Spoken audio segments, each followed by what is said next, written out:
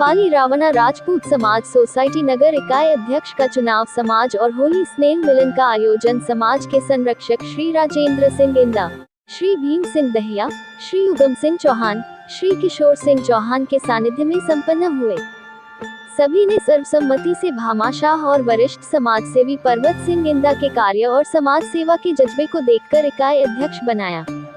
इंदा ने सभी का आभार व्यक्त करते हुए समाज में व्याप्त कुरीतियों को खत्म करने का विश्वास दिलाया।